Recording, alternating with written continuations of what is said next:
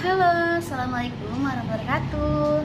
Perkenalkan, nama saya Diana Nur Islamia. Saya dari Prodi Manajemen Sore B. Baik, di video saya kali ini saya akan mempresentasikan mengenai ulangan akhir semester mata kuliah Etika Bisnis. Nah, sebelum saya memulai presentasi pada video saya hari ini, saya mengucapkan terima kasih kepada dosen pengampu kita, Bapak Muhammad Taufan. 1. Pasar persaingan sempurna. 1.1 Pasar bebas. Bahwa pasar bebas memiliki hubungan yang erat dengan kebijakan pemerintah tentang suatu perdagangan. Artinya, pemerintah tidak akan melakukan tindakan diskriminatif atau menghambat proses perdagangan, terutama kegiatan impor dan ekspor barang. Pasar bebas adalah pasar ideal di mana seluruh keputusan ekonomi dan aksi oleh individu yang berhubungan dengan uang, barang, dan jasa adalah sukarela. Pasar bebas diadvokasikan oleh pengurus ekonomi liberalisme. 1.2 Kelebihan dan kekurangan pasar bebas. Kelebihan pasar bebas. 1. Semua orang bebas untuk memiliki kekayaan serta sumber daya produksi. 2. Masyarakat bisa mengembangkan kreativitas dan inovasi. 3. Persaingan antara produsen menciptakan motivasi untuk menciptakan produk yang berkualitas. 4. Kegiatan yang dijalani berdasarkan prinsip ekonomi sehingga efisien dan efektif. Kekurangan pasar bebas. 1. Terjadinya eksploitasi terhadap masyarakat berekonomi lemah yang dilakukan oleh para pengusaha yang memiliki ekonomi kuat.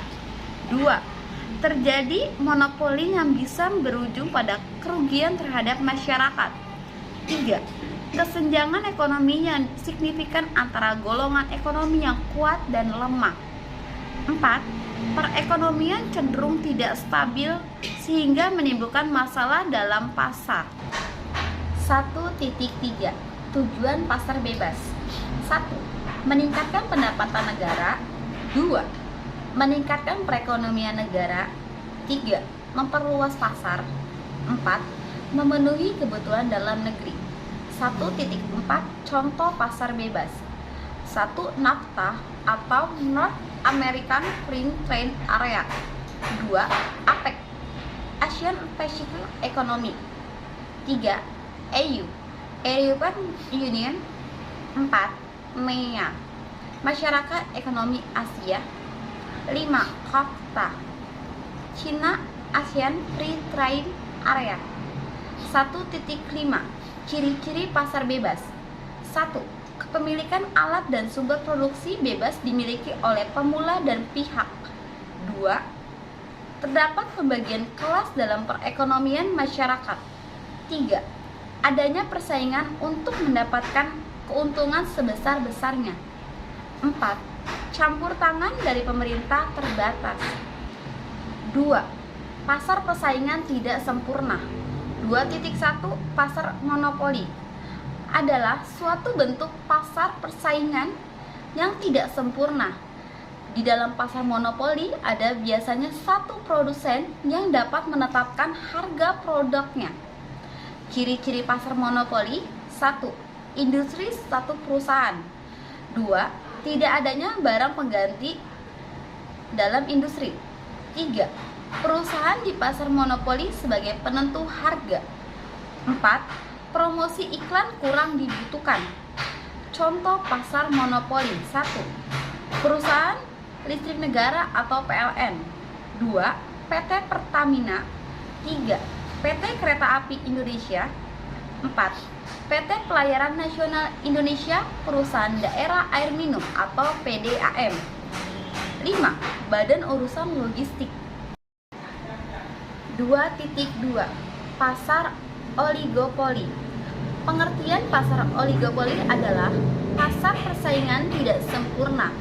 Ini karena dalam ciri pasar oligopoli, jumlah antara produsen atau pedagang tidak sebanding dengan jumlah pembeli atau konsumen. Ciri-ciri pasar oligopoli. 1. Ada 2 perusahaan atau lebih. 2. Produk yang dijual umumnya bersifat homogen. 3. Harga barang relatif sama. 4. Produsen baru sulit masuk ke pasar. 4. Membutuhkan modal besar. 5. Kebijakan salah satu perusahaan secara signifikan mempengaruhi produsen lainnya. 6. Ada 2 perusahaan atau lebih. Contoh pasar oligopoli adalah operator telekomunikasi, industri kendaraan bermotor, industri semen, maskapai penerbangan, perusahaan rokok, transportasi, penyedia jaringan internet, pabrikan elektronik, pabrikan handphone, dan produsen mie instan. Etika konsumen 3.1 Bisnis dan perlindungan konsumen. Ada beberapa yang pro kontra tentang perlunya etika dalam bisnis. 1. Bisnis adalah persaingan, semua pelaku dalam persaingan ingin keluar sebagai pemenang. 2. Bisnis adalah asosial, yaitu aturan bisnis tidak bisa dikawinkan dengan aturan moral dan sosial.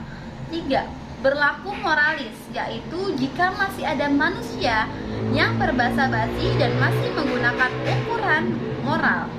4. Bisnis harus bertujuan untuk keuntungan. 5. Bisnis harus berkonsentrasi. 6. Bisnis itu perlu biaya. Untuk menggerakkan kegiatan bisnis diperlukan biaya besar. Beberapa alasan yang mendukung perlunya etika dalam melakukan kegiatan berbisnis. 1. Bisnis. Mahmudin mengatakan prinsip-prinsip etika bisnis sebagai berikut. 1. Bersifat bebas, yaitu para pengusaha tahu apa yang terbaik dan apa yang terburuk, serta tahu mengenai bidang kegiatannya, situasi yang dihadapinya, dan aturan yang berlaku baginya. Kebebasan adalah syarat yang harus agar manusia bisa bertindak secara etis. Manajer harus memiliki kebebasan untuk mengembangkan kegiatan bisnisnya. 2. Bertanggung jawab, yaitu bertanggung jawab kepada dirinya sendiri, kepada pemberi amanah, kepada orang yang terlibat, dan kepada masyarakat atau konsumen. 3. Bersikap jujur. 4. Berbuat baik. 5. Bersikap adil. Contoh dalam pemberian upah, pekerjaan perserikatan, perlindungan, dan persamaan. 6. Bersikap hormat. 7. Bersikap inovatif. 3.2 Hubungan produsen dengan konsumen. Hubungan produsen dengan konsumen yang meliputi kualitas dan keamanan komoditas serta keadilan harga merupakan proses bisnis yang berkesinambungan yang tidak boleh lepas dari nilai-nilai etika. Penerapan etika bisnis Islam dalam hal ini bukan hanya terkait dengan tanggung jawab produsen kepada Allah, akan tetapi hal ini juga menyangkut kepercayaan konsumen atas komoditas yang diproduksinya. Tentu, secara umum menyangkut eksistensi produsen atas perusahaan untuk tetap bisa bertahan di dunia perbisnisan. Tanggung jawab sosial perusahaan terhadap pekerjanya juga dibutuhkan etika bisnis Islam sebagai landasan etis untuk menjadi rambu-rambu yang disepakati bersama dalam hubungan yang harmonis antara keduanya.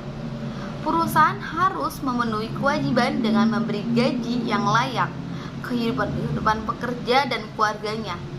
Di samping itu, harus menghormati keyakinan para pekerjanya. 3.3 Kasus-kasus etika konsumen. 1. Kasus pelanggaran Uber. Perusahaan Uber sudah seringkali terlibat dalam kasus pelanggaran, mulai dari kasus yang ringan sampai kasus yang cukup berat.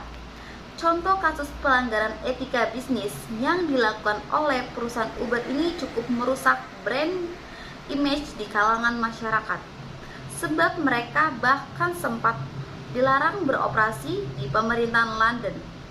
Kasus ini bermula ketika mantan karyawan Uber, yakni Susan Fowler, menyatakan kepada publik bahwa perusahaan memiliki budaya pelecehan seksual yang begitu mendarah daging karena dugaan tersebut begitu mencengangkan, dan Uber mengakui mengalami periode kesengsaraan dan membuatnya harus menyerahkan mayoritas pangsa pasarnya pada perusahaan lain, yaitu Lyft. 2. Kasus pelanggaran PT Ajinomoto tahun 2000. Contoh kasus pelanggaran etika bisnis yang selanjutnya datang dari PT Ajinomoto. Perusahaan yang satu ini memang sudah lama terkenal sebagai produsen terbesar yang memproduksi bumbu penyedap untuk makanan. Akan tetapi, mereka pernah tersandung sebuah skandal yang cukup membuat nama mereka sedikit buruk di kalangan masyarakat pada tahun 2000. Kasus pelanggaran yang bermula ketika ada laporan bahwa perusahaan yang menggunakan bahan baiktosin untuk membuat bumbu penyedap mereka, BPOM atau LPOM MUI, yang melakukan kejadian tersebut berharap bahwa pemerintah harus menghentikan peredaran produknya dari pasar sebab sudah melanggar kode etik, keamanan, dan konsumsi konsumen. Beberapa waktu setelah adanya kejadian tersebut, PT Ajinomoto pun menyatakan permohonan maafnya kepada publik dan pihak yang sudah dirugikan. Mereka pun berjanji untuk tidak mengulangi kejadian tersebut, serta membuat bumbu penyedap sesuai dengan prosedur dan ketentuan yang ada. BPOM sendiri menyarankan agar mereka menggunakan mayonnaise sebagai produk lolos tes kesehatan. 4. Etika periklanan. 4.1 Fungsi iklan. Iklan merupakan salah satu strategi pemasaran yang bermaksud untuk mendekatkan barang yang hendak dijual dengan konsumen. Periklanan mempunyai dua fungsi, yaitu fungsi informatif dan fungsi persuasif. Tetapi pada kenyataannya, tidak ada iklan yang semata-mata informatif dan tidak ada iklan yang semata-mata persuasif.